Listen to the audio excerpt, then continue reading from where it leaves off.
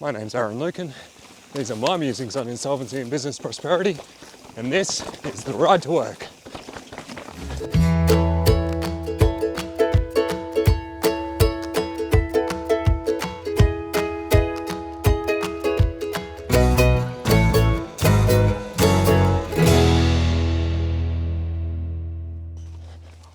This morning on the ride to work, I'm thinking about the post-lockdown economy and a likely increase in insolvency appointments this year.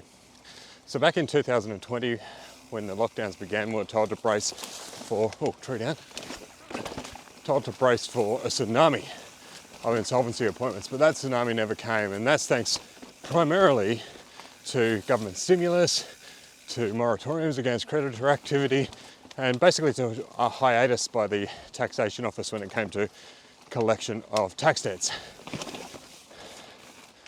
So instead we experienced a marked decrease in the number of insolvency appointments. That doesn't necessarily mean that the rate of business failures declined during the COVID period, but it simply means that liquidators weren't being appointed. There's no data on this, but anecdotally we know that a number of businesses shut their doors during the lockdowns and didn't reopen.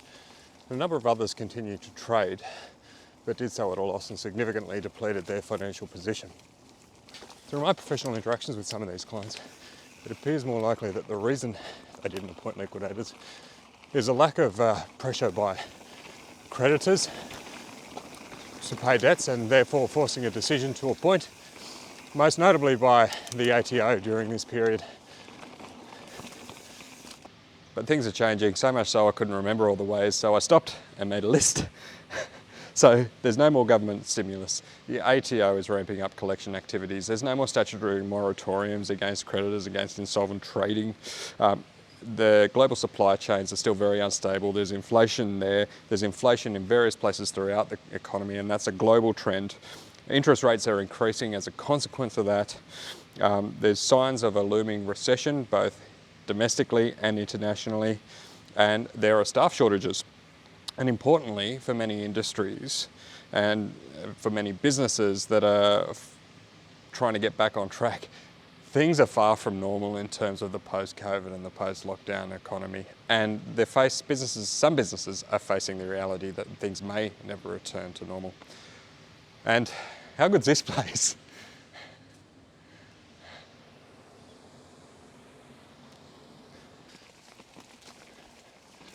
For many businesses, the way that these market forces is going to coalesce is that they may be carrying greater debt as a consequence of the last 2 years. They may be facing declining profit margins as a result of the increased input costs. Business may never return to normal in the post-lockdown economy, and they're probably going to be under increasing pressure from creditors to pay those outstanding debts, most notably from the ATO.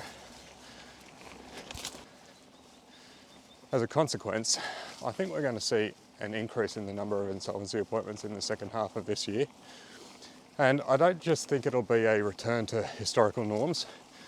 I think we might actually see an increase beyond historical norms, because there probably needs to be a correction in the market for some of those insolvency appointments that haven't occurred over the last 2 years, but where those companies are still in trouble as the pressure winds up from creditors. And in addition, I think that some of the market forces we've already discussed may be sufficient to cause a spike in insolvency appointments in their own right. The big question for us all is, what options and what remedies are available for these businesses? I think there's some good news in a way. I think there is an appetite generally in the economy to assist businesses struggling because of COVID to restructure. And in fact, we saw the introduction of the small business restructuring process during COVID as a mechanism to achieve that. And of course, we've still got safe harbour available to directors who are trying to manage their business through tough times and come out the other end, where we think the business is salvageable.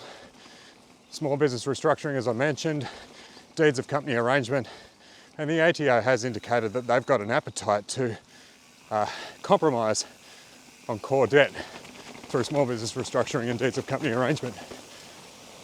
Implicit in all of this is a role for us as liquidators, as accountants and solicitors to assist these clients to navigate. And so directors need to determine whether their business remains viable and to seek the appropriate advice about which are the best options that are available to them. But we shouldn't forget the human toll in all of this as well. Business failure and financial difficulties generally go hand in hand with mental health issues and relationship breakdowns.